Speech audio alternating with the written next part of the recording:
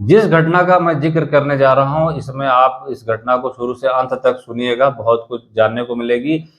DSP साहब अपने कप्तान को छुट्टियों के लिए आवेदन करते हैं और उनकी छुट्टियां सैंक्शन हो जाती हैं। इसके बाद विभाग के लोगों को वह यह बताकर निकलते हैं कि वह घर जा रहे हैं, लेकिन घर वाले फोन करते हैं विभाग में कि डीएसपी साहब कहाँ हैं, वह तो आए नहीं।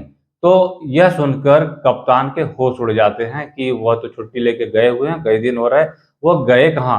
तो दिमाग में एक मिसिंग वाली बात आती है और उनकी सर्च शुरू हो जाती है। जी हाँ दोस्तों, स्वागत और नमस्कार मेरे YouTube channel info highway India में। वीडियो अच्छा लगे तो लाइक शेयर सब्सक्राइब करिएगा, चैनल पर नए हो तो सब्सक्राइब जरूर करिएगा। और चर्चा को आइए आगे बढ़ाते हैं। तो डीएसपी साहब की खुदाई शुरू हो जाती है और विभाग उनको खोजने में लग जाता है। तो विभाग उनके नंबर की लोकेशन लेने की कोशिश करता है और जब विभाग उनके नंबर की लोकेशन लेने की कोशिश करता है तो लोकेशन कानपुर बताती है। जी हाँ दोस्तों, जिस डीएसपी की मैं बात करने जा रहा हूँ उनका नाम कृपाशंकर कनौजिया है। वह उन्नाव के बीघापुर क्षेत्र में वहाँ वहाँ के डिप्टी एसपी थे। तो उनकी खोजाई शुरू हो जाती है और पुलिस वाले खोजते हुए जब उनकी लोकेशन निकालते हैं तो उनकी लोकेशन मिलती है कानपुर के माल रोड के पास की। और जब लोकेशन को वह पुख्ता करने की कोशिश करते हैं तो उन्हें एक होटल की लोकेशन नजर आती है। तो जांच को आगे बढ़ाते हैं, खोजबीन आगे बढ़ती है और इसके बाद पुलिस वाले एक एक मतलब जिस होटल पर उन्हें शक होता है या मतलब जिस होटल की लोकेशन आ रही होती है उस होटल की तरफ वह बढ़ते हैं और वहां जाके डीएसपी साहब की फोटो दिखाते हैं और मोबाइल में फोटो दिखाते हैं। और फोटो दिखाने के बाद पूछते हैं कि क्या इनका इधर आना हुआ है। तो होटल के मैनेजर कहते हैं कि उनका यहाँ आना ही नहीं हुआ है, वह इस समय आए हुए हैं। और जब पुलिस वाले उनके रूम पे पहुंचते हैं तो उनको रंगे हाथ रंगरलियां मनाते हुए पकड़ लेते हैं।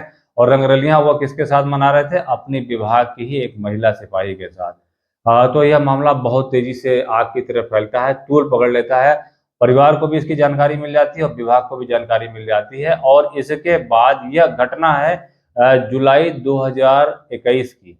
और इस पर जो कार्रवाई हुई है वह 2024 में हुई। तो यह घटना आग की तरह सभी लोगों तक पहुंचती है और उन पे जांच बैठा दी जाती है। उनको संबद्ध कर दिया जाता है, एसपी ऑफिस से संबद्ध कर दिया जाता है। इसके बाद उन पे जांच बैठाई जाती है। उस जांच की जो पूरी रिपोर्ट आई वह 2024 जून 2024 में आई। और उस जांच रिपोर्ट में उनको वापस जो है सिपाही पद पे तैनात कर दिया गया है, उनका डिमोशन हो गया है।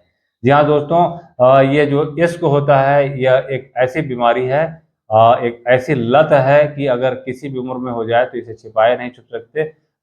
50 और 60 के दशक में मूवी आई थी मुगले आजम, उसमें एक गाना भी था और गाना यह था कि आज कहेंगे दिल का तराना, जान भी ले ले चाहे जमाना। तो कहने का मतलब कि इसका भूत आपके दिमाग पर, किसी के दिमाग पर ऐसा चढ़ता है कि वह उसके बगैर रह नहीं पाता है और यही कारण है कि उसकी बात ज्यादा दिन तक किसी से छुप नहीं पाती है। तो डीएसपी साहब का डिमोशन हो जाता है, उन्हें उन्हें संबद्ध कर दिया जाता है गोरखपुर पीएसी में एक सिपाही के तौर पे उन्हें वहां कनेक्ट कर दिया जाता है। और इसी जगह पर वर्तमान में वह जो पीएसी की 26वीं वाहिनी गोरखपुर है वहां पर वो कमांडेंट के रूप में भी तैनात थे। तो उनको वहां संबद्ध कर दिया जाता है सिपाही के रूप में। यह उनके जीवन में और उनके लिए बहुत बड़ा झटका साबित होता है क्योंकि सारी सुविधाएं और जो सैलरी थी उसमें भी भारी अंतर आ जाता है। कहाँ डिप्टी एसपी और कहाँ एक सामान्य सिपाही। तो इस अंतर यह एक बड़ा अंतर आ गया। तो यह एक घटना थी जो कि काफी चर्चा में और सुर्खियों में बनी हुई थी। और जैसा जानकारी मिली है कि उन्होंने डिमोशन होने के बाद उसे ज्वाइन नहीं किया है और उन्होंने कहा है कि मामले को वह कोर्ट में ले जाएंगे और इसके माध्यम से देखेंगे। आज जब उनके साथ जब यह कार्रवाई हुई, तो कहने का मतलब कि आज ही नहीं, अभी कुछ दिन हुए हैं कार्रवाई हुए। जब उनके साथ जब कार्रवाई हुई तो यह बात भी सामने आई कि उनके रिटायरमेंट का सिर्फ 1 साल बचा था। तो आप समझ सकते हैं कि रिटायरमेंट इतने कम से कम 30-35 साल की सर्विस के बाद जब रिटायरमेंट के करीब आए तो किस तरीके का दाग लेकर वो अपने जा रहे हैं। और सैलरी के साथ साथ उनकी सुविधाएं भी कट गई हैं। और यह सब सारी जो जांच समिति बैठाई गई थी उनकी इस जांच के लिए, क्योंकि पुलिस आचरण नियमावली के खिलाफ था उनका आचरण। और यही कारण था कि उनको उनका डिमोशन हुआ। तो इस तरह की घटनाएं सामने आती हैं और कितना बदनामी कराती हैं और कितना जीवन के लिए बहुत बड़ा आघात लेकर आती हैं। तो यह उन सभी लोगों के लिए भी सबक है जिनका मन कभी-कभार भटकता है, जिनको लगता है कि उनके जीवन में जो कुछ मिला है उससे उनका पूरा नहीं पड़ रहा और वह भटकते मन के साथ जब किसी और के साथ इश्क लड़ाते हैं और रंगरलिया मनाते पाए जाते हैं, तो उनके जीवन में इसी तरीके का भूचाल आता है। जी हाँ दोस्तों, तो यह कुछ अपडेट थी जो कि काफ़ी दिनों से सुर्खियों में चल रही थी और यह योगी सरकार के न्याय का भी एक तरीका है और योगी आदित्यनाथ अपने प्रशासन के लिए, अपने कार्यशैली के लिए अलग तरीके की एक पहचान रखते हैं।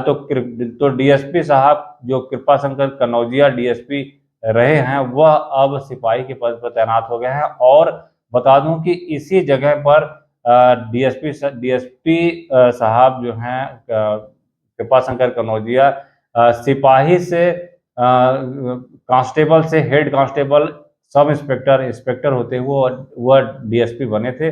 आज उनके हाथ से वापस जो है उनका डिमोशन हो गया और वो वहीं पहुंच गए सांप सीढ़ी के खेल की तरीके से। क्योंकि आपने गलती की तो आप ऐसे सांप ने काटा कि आप पुनः उसी स्थान पर पहुंच गए जहां से आप बढ़े थे। तो यह कुछ अपडेट थी जो कि आ रही थी समाचार पत्रों में और अपने आप में विभाग में, तमाम विभागों में काम करने वाले और सार्वजनिक जीवन जीने वाले लोगों के लिए बहुत बड़ा सबक है कि कैसी दुर्गति होती है। फिर आते हैं कुछ ऐसी अपडेट्स के साथ, तब तक के लिए धन्यवाद, नमस्कार, वंदे मातरम।